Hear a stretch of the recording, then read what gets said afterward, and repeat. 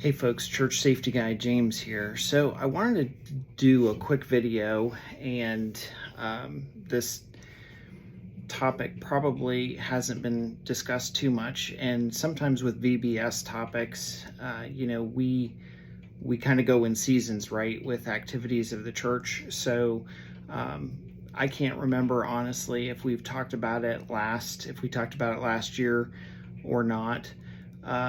But there seems to be a lot of questions on VBS in general from the group. So I wanted to do a quick video. And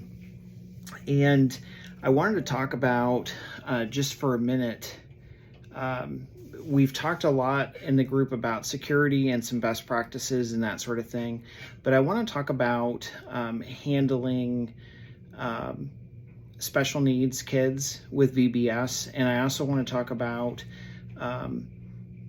just some best practices with that, and also handling interaction with adults in VBS. So certainly if your VBS is open, like most churches are, would be Vacation Bible School, and it's open to the public, to the community. It's a great outreach tool. What's interesting to me is a lot of times, like my church always did it in the evening. And so we would have parents drop off their kids for an hour. In fact, this week, tonight, starts my old church's VBS that I'm helping with. But most churches do VBS in the evening.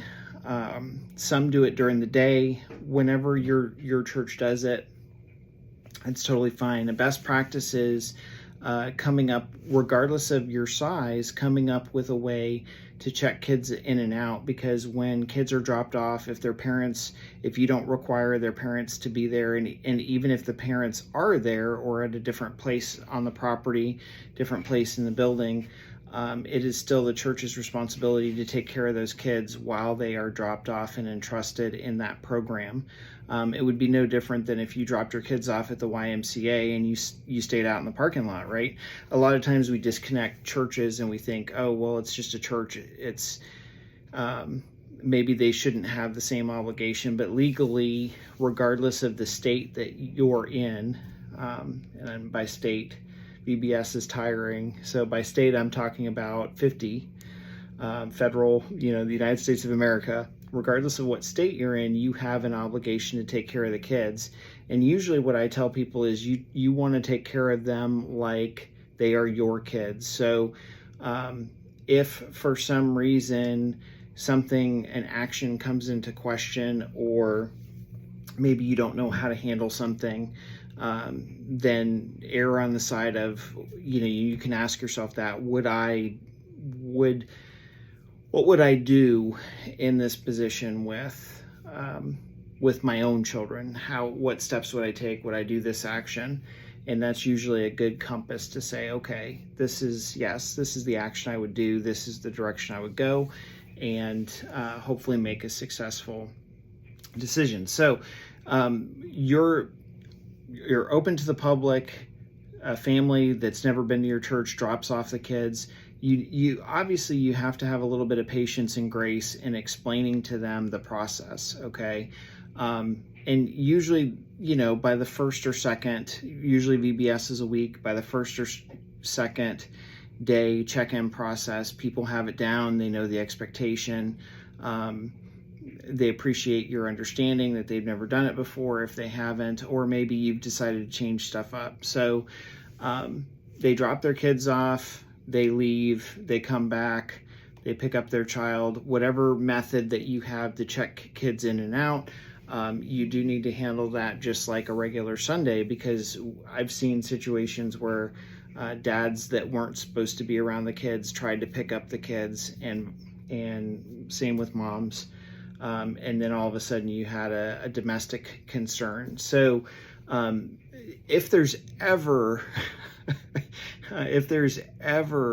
an activity in the church that requires the skill set of de-escalation, it is VBS, because everybody's tired, everybody's frustrated, there's 100 things going on, there's 100 different departments, 100 different leaders, everybody's trying to be successful with what they're doing, right? And usually safety and security steps in when things just aren't going well, right? I mean, we have preventative things, but then we have response things, actions, and oftentimes with VBS, we overlook the preventative and go to, okay, this is response. This is how we're going to respond. And the truth of the matter is, if we are planning ahead and handling the preventative side of it, preventative actions, then the responsive actions will be easier and less frustrating, for sure. So the average family that drops off their VBS kids it's not going to be a big deal. They'll drop their kids off, they'll come back, the kids will have a great time, maybe bring some neighborhood friends. And how that family, if that family has never been to your church, how that family views the church and the operational procedure, your church doesn't have to say anything. How that operation goes and how that process goes of dropping off the kids and then picking them up will make or break that outreach event. If a family is considering coming to your church on a regular basis, how you perform those functions and how smooth that goes really does play into a big part of if that family will come back or not, because chaos breeds chaos. And from the Old Testament to the New Testament, we have the biblical picture that God is a God of order and that God does not like chaos. So when we, as believers, when we bring chaos into his house and we're trying to outreach and that sense of chaos is in the air, then that can impact our testimony and impact how we outreach the community. Now, that all being said, obviously we want to have fun. VBS is a lot of fun. I've always enjoyed it. Even though there have been VBSs where I was at the church for 10 or 12 hours, I still love it. It's a high energy, high adrenaline thing, and I enjoy it. I enjoy doing church activities that are fast paced and high energy.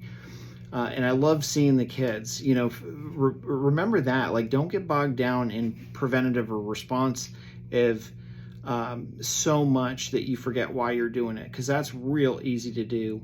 And there have been times where I've had to step back and say, you know what, take a breath, like John Riley says, breathe, de-escalate, plug yourself back in, continue on. But keep in mind that sometimes we need to do that. Sometimes we need to step back, and maybe we're not the right person to de-escalate or handle that particular situation because we are tired and we are frustrated. And so that's why I said de-escalation comes into play big time with this event, because we're trying to set a good example. We're trying to reach out to the community.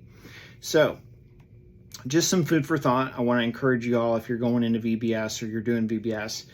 Now, part of one of the things that I wanted to do this video on really was to talk about special needs and VBS. Now, like I mentioned before, there is a point in time where the typical schedule looks like a parent dropping off their kid, coming back to get their kid, and go from there. And you have the check-in, check-out process, and hopefully some form of verification in there, whether you're using a software, a planning center.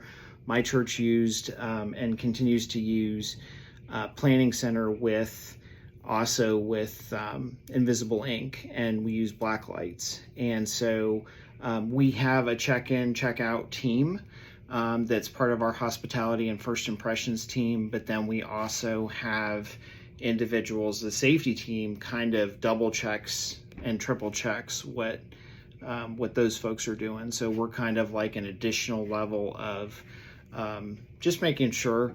And of course, at that particular time, just making sure for us, we want to make sure that the safety and security team is presentable, they're identifiable, and that they're efficient and effective, right? It doesn't mean you can't be friendly, but it means that having a clear identification, whether it's a shirt or maybe a lanyard or something like that, where you are clearly identified as a safety or security type person.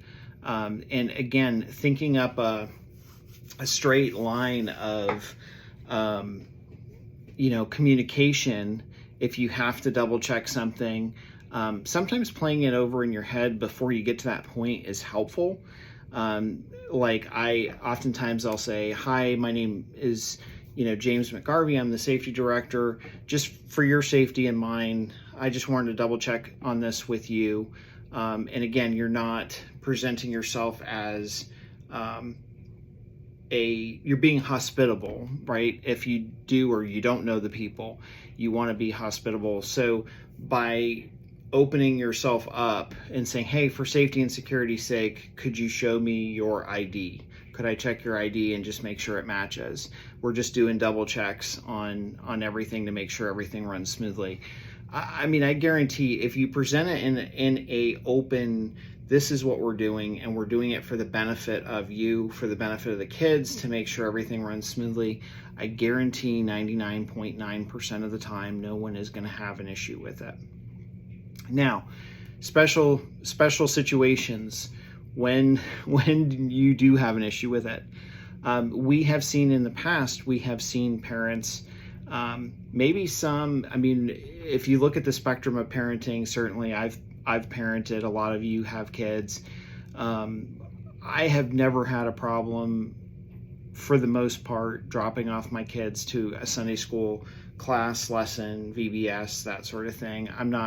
If I've done my research ahead of time, I don't need to be there. I've researched it. I trust their process. I trust the people, and I trust the theology of the church or whatnot, and I'm good to go. I don't need to stay there. But for a lot of parents, especially after COVID, from a lot of parents, you get all sides of the spectrum. Parents that want to drop off their kids and have an hour and a half by themselves, to parents that want to be there the entire time to make sure that you're doing what you're supposed to be doing and that everything is going well. Now, in between that spectrum, you may have some anomalies, which are parents that want to be there just because they want to be involved. They want to see what's going on. Maybe they want to help. Maybe they want to watch the skit. Like, we have a great, amazing drama team that comes together every VBS and puts skits together. And I like to go in and watch them because they're entertaining, and I've always loved watching people act and do skits and stuff like that in church. So, but my point in saying that is, you get all sorts of people, parents on that spectrum. And so as we're trying to run efficiently and effectively, we want to have a process in place for handling those unique situations. And so, one of our general rules across the board, no exceptions, has been that there will not be when our kids check in, they go to our sanctuary. They stay in the sanctuary. The stuff they're in our custody, so to speak. They're through our program. They're taken outside. They're brought back inside with our leaders, our folks, in a confined bubble. Okay. Now, we've had parents that have dropped their kids off and said, okay, I want to sit in that bubble with my kids. I want to hang out with them. The challenge with that, as innocent as that seems, the challenge with that is that you don't know what their background is. They might be the sweetest, greatest person in the world, but the fact of the matter is you haven't background checked them. You've hopefully background checked every person in your church that's serving in that VBS capacity. So now you're taking this anomaly and this person that you don't know, and you're putting them in the middle of the other kids. That can be a challenge. It can also be a challenge explaining to the parent, look, this is our policy. We take security and safety very seriously. How about this? Let's find a common ground. let's de-escalate this situation, right? So maybe the answer is we run a background check on you real quick. Most churches have background checks set up. They can be done with Checker or one of the local companies, and it can be done very quickly. I want to say if you're using Checker, you literally in most cases you can have it done within 24 hours. But so what we've started doing, or what we've done in the past, is we've said, okay, your child, you want to sit with your child, that's fine, but our prerequisite is two things. One, you need to be background checked. Two, you can sit in, this is our exception, this is how we address this. You can sit in this area of the sanctuary and watch stuff, but you are not allowed to be with your child down on the main level with the rest of the kids. Now, that's for a parent that wants to be involved, that wants to sit with their child. If the child has special needs or maybe a medical condition, that's a little bit different. And so we've had a few cases where kids with autism really felt better with having a parent there or someone they knew. And so we would do the same thing. We would say, okay, you are welcome to sit with your child, but you need to have this background check done, and then we're going to ask you to sit in this location in the sanctuary. And the reason we do that is because oftentimes when we do strobe lights, loud noise, that sort of thing, if the child was placed in the first two rows with their parent, that's going to be a bit of a distraction for the parent and for other kids if the parent has to get up and take the child out for some reason. Maybe they need a sight and sound break, because stuff can get really loud. So from that standpoint, we will have a little section in the back of the church where it's like basically special needs. Hey, we background checked you, but you're welcome to sit in this area. So again, we're still taking precautions. We're being helpful, we're being gracious, but we're taking precautions to not put the parent directly.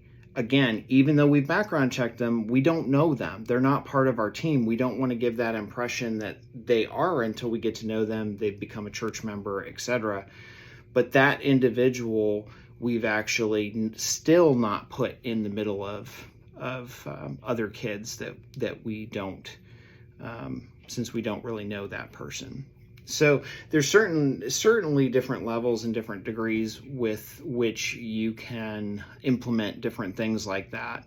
In the past, we've had situations with women coming in and dropping their kids off, and they want to sit in the back. So we're like, okay, you can do a background check. And to be perfectly honest, a lot of times, once we say do a background check, fill this out, we'll send it in, we'll allow you to do it when the background check comes back, and we'll be in touch with you. Then the church office will call them and say, hey, the background check came back, you're fine, please sit in this area of the church. So it's multiple procedures, interactive.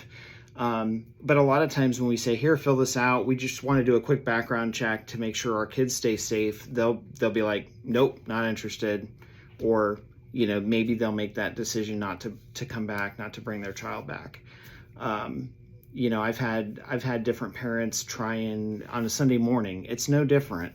Honestly, I've had parents try and come with their kids, drop off their kids, and stay in the Sunday school class. And we're just like, in fact, I think it was a year ago, maybe a little bit longer, I had a parent do that was checking out our church. And I said, I'm sorry, but for safety and security, I can assure you all of our Sunday school teachers are background check trained and are very skilled, but I am not going to allow an adult that I don't know that hasn't been background checked to be around my kids or around the kids.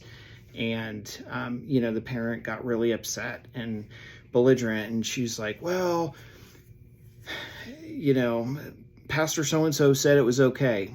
Well, I said, I'm sorry, but that's not how we do things right here. And Pastor so-and-so supports me, and we work together with protecting our kids and having the best policy and procedures for our kids. And I know he wouldn't have said that. And so later on, I checked with the pastor, and of course he didn't say anything of the sort, because he just wouldn't allow parents that he didn't know or that weren't background checked to sit in with kids. So as a general rule, you do need to keep as much safety and security in your policies and procedures for VBS. It's no different. The only difference is that you may deal more hands-on with people that don't know how your church basically operates because they've come in from the community. So be gracious, share the love of Christ, and make sure that you're being hospitable to people that maybe are looking for a new church. Maybe they, hopefully, that the VBS, Vacation Bible School, will minister to them and their kids, and they'll be happy down the road that they invested the time and energy into looking and finding your church, and join and serve with you. So hopefully some of those tips and trade secrets are helpful to you all. I appreciate your time. As always, if there's something that I can help you with, or one of the other church safety guys, please feel free to reach out to us through our website, which is churchsafetyguys.com, or you can message us in the social media or Facebook platforms, and we will try and get back to you as soon as we can. We are all actively very involved in our own churches. And so, I'm happy, our check-in process, I'm happy to go over that with you. If you need some tips or pointers or helpful things for us, a lot of times what we'll do is we'll create a guidebook explaining how we're going to handle things specifically for VBS, to hand out to volunteers, to just say, hey, and we'll do a meeting and say, hey, this is just a reminder, this is how we handle things, and go from there.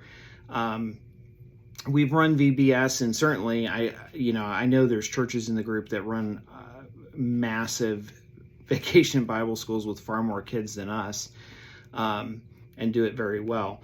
But I will say that we've had every situation. We used to end our vacation Bible school with a big carnival where we would have 3,000 to 4,000 people in one night. And, now we don't do the carnival. We do things a little bit different. But honestly, we've had every situation. We've had people come in with alcohol in a cup, drinking alcohol, picking up their kid. We've had any number of things. The key with all of this is obviously protect the kids, protect other leaders, other folks. Partner with someone if you have a question on how to handle a particular situation. Partner with how your pastors or how the kids director wants to handle it, and get a game plan ahead of time. Sit down with them ahead of time if you can, and take an hour and say, okay, can we run through the schedule? Let me know who's doing what, who's going out what door, who's coming back in what door. All of that stuff is, again, it's preventative instead of reactive, because you're having a better understanding, and then you can communicate what's going on to your folks and be that successful liaison with that ministry, and be helpful, and create that relationship with another ministry in your church to better serve with your church's mission. So again, please, if we can help in any way, please feel free to reach out. Thanks for watching. Take care. God bless. Hope you have a great week.